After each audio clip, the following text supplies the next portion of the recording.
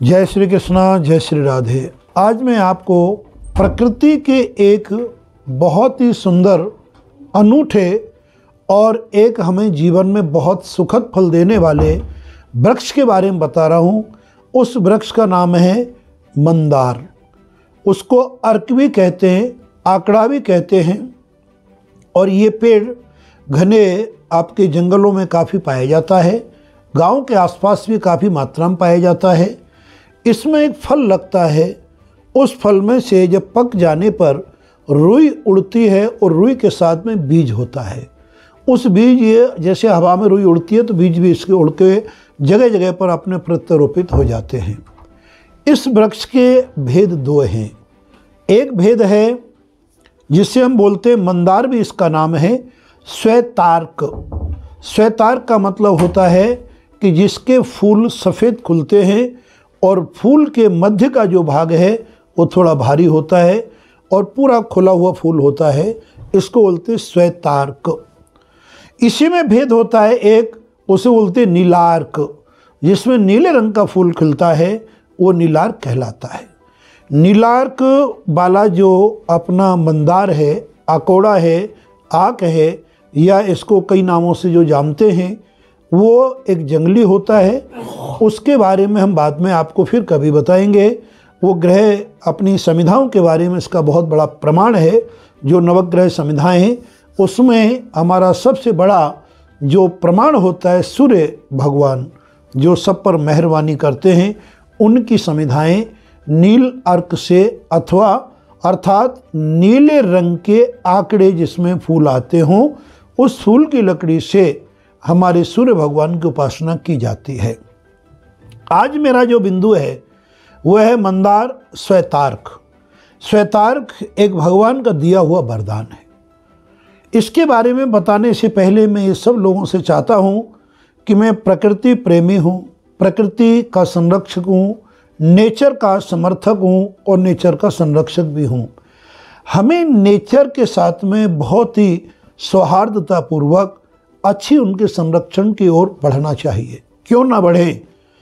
Nature से हमें जहाँ सौंदर्यता प्राप्त होती है प्रकृति के लिए, वहाँ इस प्रकृति के द्वारा हमें अनेक औषधियाँ, अनेक प्रकार के हमारे जो विषाक्त जीवाणु उत्पन्न हो जाते हैं संसार में, उनको नष्ट करने की शक्ति अपनी वनस्पति में होती है। आप सबको पता है। ये भी आपको जानकारी है कि जहाँ जितनी सघन वनस्पति होती है पॉल्यूशन को खा जाते हैं और हमें एक शुद्ध ऑक्सीजन प्रदान करते हैं। इतना प्राण वायु को देने वाले, जीवन को संवारने वाले, अनेक औषधियाँ देने वाले, और आयुर्वेद में हर वनस्पति का, हर पेड़ का अपने आप में एक अनूठा महत्व है, जिनके बारे में आप जानेंगे तो कई बार हक्के बक्के रह सकते हैं कि छोटा सा दिखने वाला जंगली पौधा हमारे जीवन में कितना लाभदायक हो सकता है। आज मैं श्वेतार्क के बारे में 2-3 प्रामाणिक बात आपको बता रहा हूँ। सफ़ेद आंकड़े का पेड़, जैसा कि मैंने बताया, फूल बड़ा होता है, उसके 4 पंखुड़ियाँ होती हैं, किसी में 5 भी होती हैं फूल में, और उसका जो पत्ता है देसी आंकड़े की बनस्पत थोड़ा लंबा पान की तरह होता है। ये क्या गुण लाता है हमारे घर में? यद्यपि वास्तुशास्त्र प्रमाण के अनुसार घर में जिन वृक्षों में से दूध निकलता है उन वृक्षों को नहीं लगाना चाहिए, ऐसा हमारा वास्तुशास्त्र प्रमाणिक रूप पर कहता है।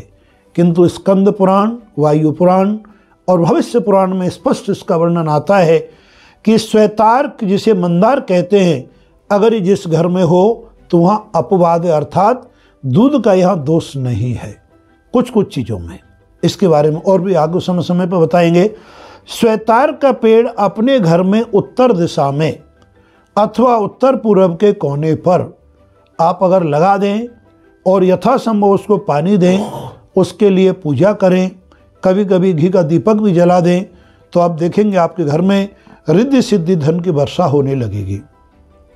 अगर घर के दरवाजे पे लगाते हैं, क्योंकि ज़्यादातर लोग फ्लैटों में रहने लग गए, जिनके पास बंगला हैं, अगर वो बंगले के अपने मुख्य दरवाजे पर जब आप घर में अंदर प्रवेश करते हो तो वो हमारे बाईं तरफ रिद्धि होती है, दाहिनी तरफ सिद्धि होती है। घुसते समय किसी भी दरवाजे, किसी भी दिशा में आपका दरवाज़ा हो तो रिद्धि के रूप में जहाँ पर है, जो कि हमारी वृद्धि करते चले जाते हैं, वहाँ पर आप श्वेतार का पेड़ लगाएं, उस पेड़ में जल चढ़ाएं और यथासंभव दीपक जलाएं, तो आप देखोगे उसके जीवन में, उस परिवार में एक अथाह समुद्र की धारा, सफलता रूपी, अमृत रूपी आरोग्यता की धारा और एक संगीतमय, आनंदमय आत्मीयता और संगठन की एक प्रभा अपने आप में अविरल हो जाती है।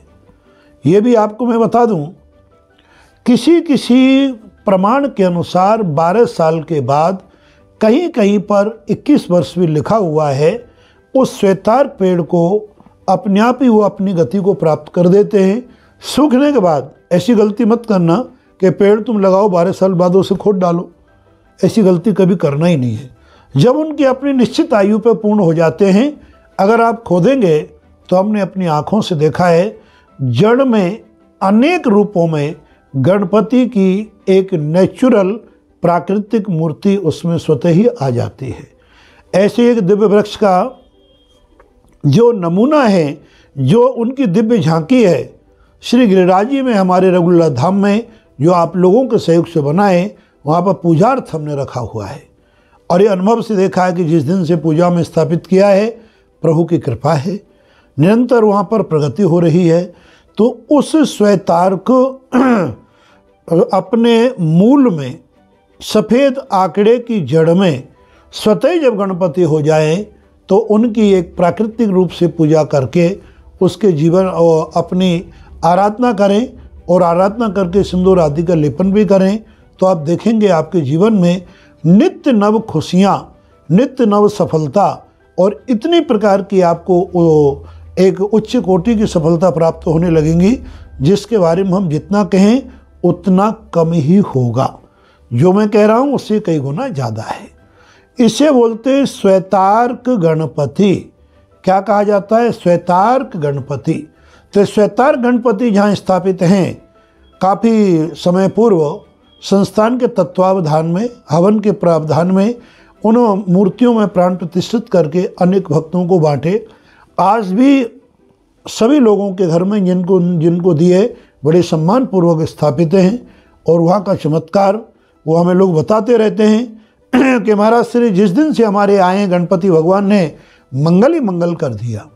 तो श्वेतार्क गणपति की पूजा करना, श्वेतार्क पेड़ की पूजा करना आपके जीवन में अद्भुत सफलताएं देने वाले हैं। तो प्रिय बंधुओं, जो हमेशा मैं कहता हूँ, ज्ञान एक अपार सागर है। इस सागर में से एक एक लोटा हम निकाल करके आपको ज्ञान की गंगा का अमृत प्रदान कर रहे हैं।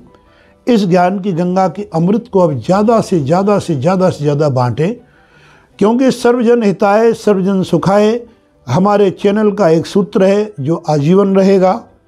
तो आचार्य जिनेंद्र कटारा चैनल यदि आपने अभी तक सब्सक्राइब नहीं किया है तो बेल आइकॉन के साथ सब्सक्राइब करें और अपने अनुभव हमें ज़रूर शेयर करें। जो मैं आपको नाना प्रकार की विधि, नाना प्रकार विधान आपको बताता हूँ कि उससे आपको क्या लाभ हुआ और क्या क्या आपको करना चाहिए, इसका हमें भी एक उत्साह, उमंग बढ़ेगा और एक हमें अनुभव, जो सबसे बड़ा ज्ञान का आधार होता है, सब ज्ञानों में सर्वोपरि ज्ञान होता है, वो अनुभव में बढ़ेगा कि ये जो बताए गए उपाय हैं आपके जीवन में कितने कारगर हो रहे हैं। यद्यपि श्रद्धा, विश्वास, आस्था और विधान इसके मुख्य परकोटे, इन चारों चीज़ों पर आप ध्यान दें। पुनः बता देता हूँ, आस्था, श्रद्धा, विश्वास और विधान, इन चारों का अनुपालन करते हुए आप देखेंगे तो आपके जीवन में खुशियों की बहार होगी। आज के चैनल में प्रिय दर्शकों इतना ही। फिर आपको नए किसी दिव्य ज्ञान के साथ उपस्थित होंगे शीघ्र ही। बस जय श्री कृष्ण, जय श्री राधे।